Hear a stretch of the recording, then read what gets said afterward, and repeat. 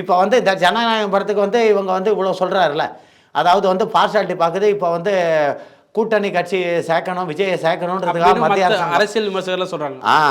இவ்வளோ கேவலமாக வந்து மத்திய அரசாங்கம் நடந்துக்காது. போன தடவை பார்த்தீங்கன்னா எம்பி தேர்தலில் தன்னந்தனியாக நின்று பிஜேபி வந்து ஒவ்வொரு தொகுதியிலும் 2 லட்சம் ஓட்டு 2.5 லட்சம் ஓட்டு வாங்கிது. அது தமிழ்நாட்டுக்கே தெரியும்.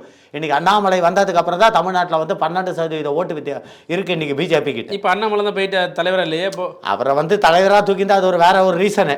அதாவது வந்து எடப்பாடியை கூட்டணியாக வரணும், அவர் வந்து சமாதானப்படுத்தணுன்றதுக்காக நயினா நாகேந்திரனை போட்டது. பட் அண்ணாமலை இல்லாமல் இங்கே தமிழ்நாட்டில் பிஜேபி இல்லை. அதை ஒட்டி நீங்கள் தெரிஞ்சுக்கோங்க. இன்றைக்கும் குக்கிராமத்தில் போய் கேட்டிங்கன்னா யார் மாநில தலைவர், பிஜேபி மாநில தலைவர்னா நயினா நாகேந்திரனை சொல்ல மாட்டாங்க. The one and only man அண்ணாமலையை தான் சொல்லுவாங்க.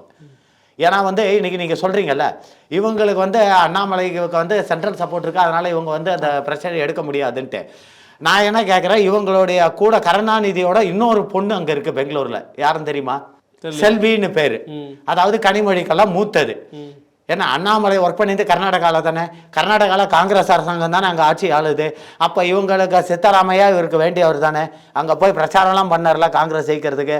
அப்போ அண்ணாமலை பக்கத்தில் அங்கே அவர் மேலே ஒரு தப்பான ரிப்போர்ட் இருந்தால் அதை எடுத்துகிட்டு வந்து இவர் இங்கே லீக் பண்ணலாமே, ஏன் பண்ண மாட்டேங்கிறாரு? ஏன்னா அங்கே வந்து there is no report at all.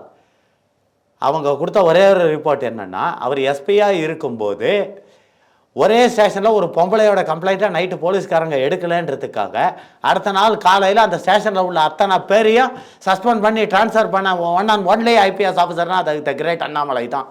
இப்போ நான் இன்னொன்று சொல்கிறேன், அண்ணாமலை வந்து சம்பாதிக்க வர இவ்வளோ சொத்து சேர்த்துட்டு அவ்வளோ சொத்து சேர்த்துன்னு சொல்கிறேன்.